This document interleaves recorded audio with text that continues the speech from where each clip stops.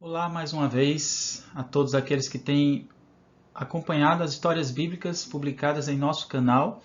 Eu peço a vocês que compartilhem com outras pessoas que vocês acreditem que tenham interesse em analisar esse tipo de material, né? Lembrando que se trata de um material que serve como base, né?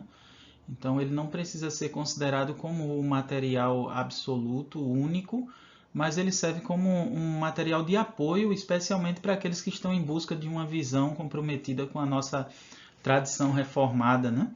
E com nossas confissões de fé. Então a história de hoje é sobre Esaú e Jacó. Deus é soberano em sua escolha. Você encontra essa história em Gênesis capítulo 25, nos versículos 19 a 34. Na história anterior, nós vimos como Deus, em sua soberania e providência, guiou Abraão na busca, e no encontro de uma esposa para o seu filho Isaque. Deus usou o servo de Abraão para seguir uma viagem rumo à cidade dos parentes de Abraão, a fim de encontrar uma esposa no meio da parentela, da família de Abraão, e assim dar continuidade ao cumprimento das promessas de Deus de tornar Isaque uma grande nação.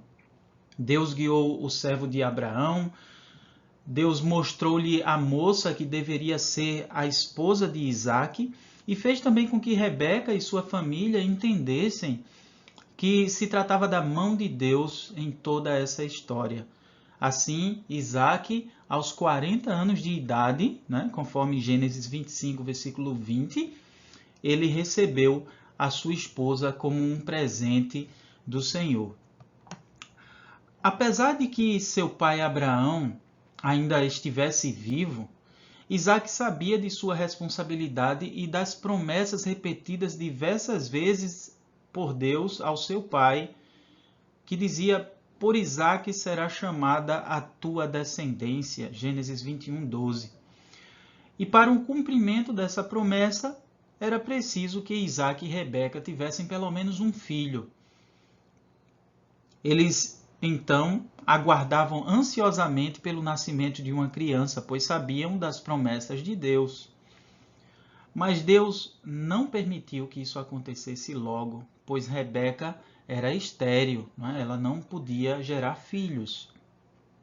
Mas eles não perderam a esperança, porque certamente eles conheciam a história de Sara, a esposa de Abraão, que só deu à luz ao próprio Isaque quando ela tinha 90 anos. Então, Isaque orou a Deus por sua esposa. Gênesis 25, versículo 21. E Deus atendeu a sua oração e Rebeca ficou grávida. Mas Rebeca percebeu que tinha algo que não era normal em sua gravidez, pois ela estava sofrendo muito. A Bíblia nos diz em Gênesis 25, 22, que os filhos lutavam no ventre dela. Ela estava grávida de gêmeos. Rebeca ficou muito aflita e chegou a se perguntar por que ela ainda estava viva diante de tanto sofrimento. Ela então decidiu consultar ao Senhor, e o Senhor disse a Rebeca: 2 nações há no teu ventre, 2 povos nascidos de ti se dividirão. Um povo será mais forte que o outro, e o mais velho servirá ao mais moço. Isaque e Rebeca sabiam que Deus continuaria formando um povo a partir da descendência deles. Mas com esta revelação, eles devem ter ficado confusos, pois foi dito que os 2 filhos seriam povos distintos, separados, o que indicava que apenas um deles seria escolhido para perpetuar a promessa de Deus de abençoar todas as nações da terra. E Deus também revelou que isso não ocorreria conforme a ordem normal. O normal seria que o mais velho tivesse a prioridade em relação aos demais filhos. A maior parte da herança seria dele, ficaria com ele. Mas Deus diz que o mais velho servirá o mais moço. Que situação difícil para Isaque e Rebeca. E que angústia enquanto eles aguardam o nascimento dos filhos? Como eles vão crescer juntos na mesma família e aprenderão sobre as coisas de Deus e sobre os seus próprios destinos? Completaram-se então os dias de Rebeca e ela deu à luz aos filhos, conforme Deus tinha dito. O primeiro que nasceu foi uma criança ruiva, com pele avermelhada, né? Toda coberta de pelos. Por isso lhe chamaram de Esaú, que quer dizer aquele que é coberto de cabelos ou de pelos. Depois veio a outra criança, que saiu com a mão segurando no calcanhar de Esaú. Por isso lhe chamaram Jacó, que quer dizer aquele que segura pelo calcanhar. Isso já era um sinal de sua luta, já dentro do útero da mãe, ele tentando sair primeiro do que o seu irmão Esaú.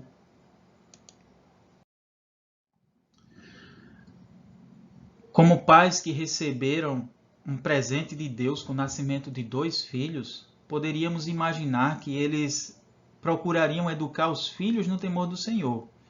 Mas a profecia de Deus acerca dessas 2 crianças, que seriam 2 nações distintas, deveria estar sempre na mente deles. Mas, pelo que parece, os relacionamentos das crianças com seus pais acabaram influenciando suas preferências.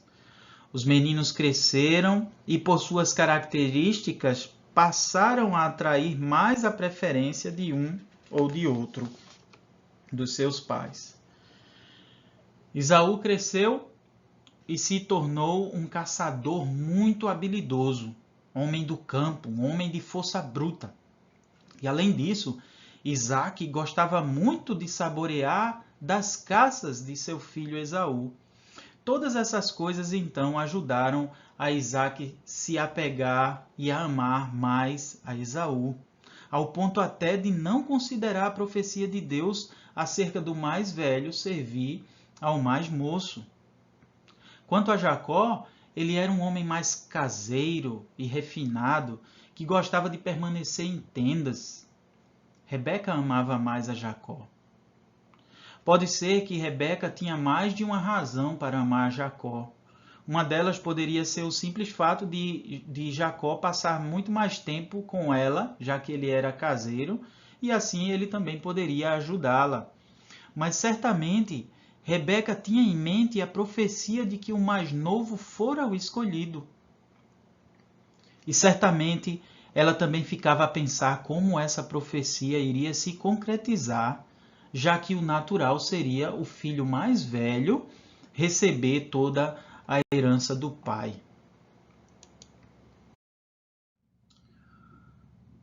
Jacó, além de caseiro e refinado, ele tinha muita astúcia e esperteza. Tendo ouvido de sua mãe acerca do seu destino, ele também se colocava a pensar como a profecia seria cumprida. Mas o problema de Jacó também parecia ser o mesmo problema de sua mãe. Eles pensavam acerca de quais meios humanos eles iriam usar para se apossar da promessa celestial. Aconteceu então que, em um determinado dia, Esaú chegou muito cansado de uma de suas caças, né?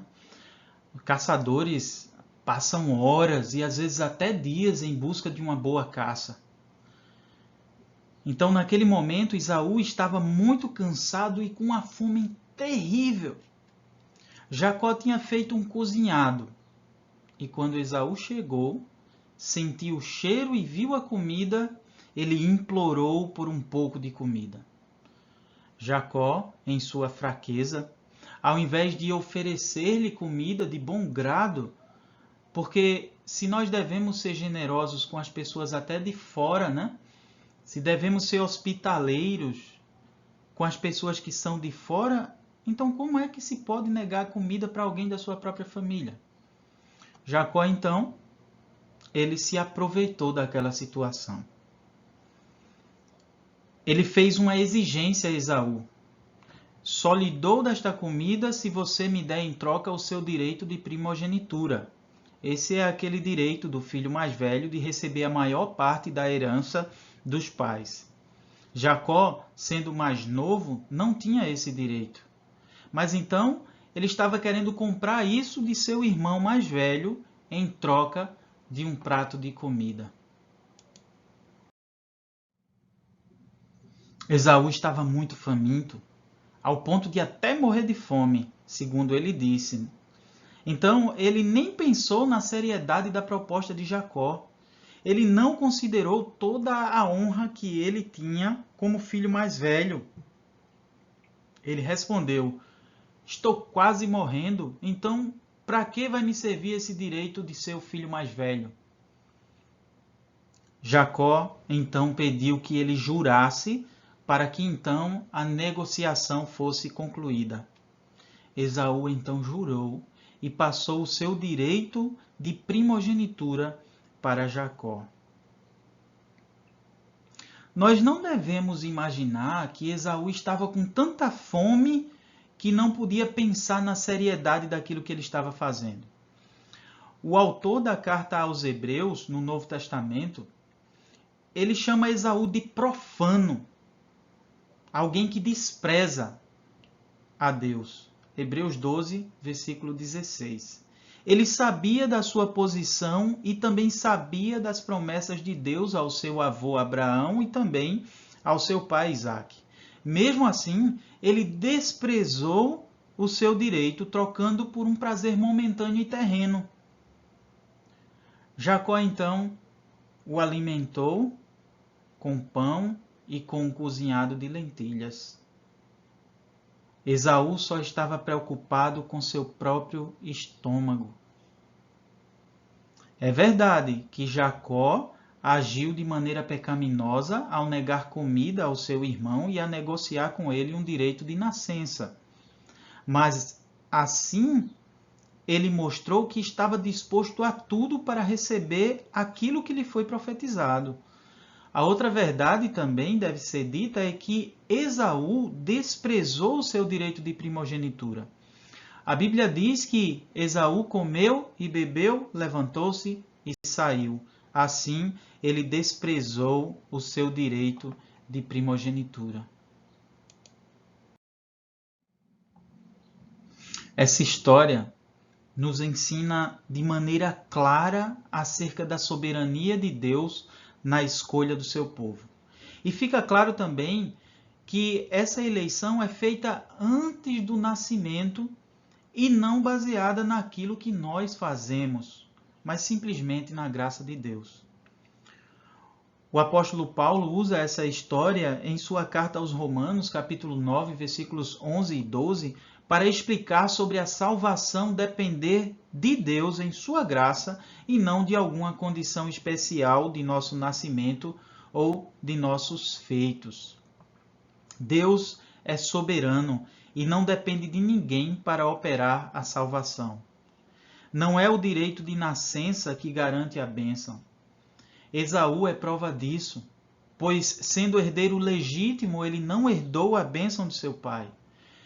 Não é também baseado em nossas boas obras que nós temos garantia da nossa salvação. E Jacó é prova disso, porque ele usou de métodos humanos e métodos reprováveis para se apossar da bênção. Mas tenha em mente que não foi por causa dos métodos usados por Jacó e mais tarde por sua mãe que a bênção se tornou uma realidade. Ela se tornou realidade simplesmente porque Deus decidiu que fosse assim, antes mesmo que ele nascesse. Os atos pecaminosos de Jacó não devem ser imitados por nós, mas a fé dele em Deus e o desejo de cumprir as promessas de Deus, isso sim, nós devemos imitar. A salvação não depende de nossas boas obras, mas apenas da misericórdia de Deus. Deus escolheu Jacó para dar continuidade ao seu plano de salvação. O Salvador Jesus veio da descendência de Jacó e a nossa salvação depende exclusivamente da obra dele na cruz, da obra redentora dele. Nós somos salvos por meio dele.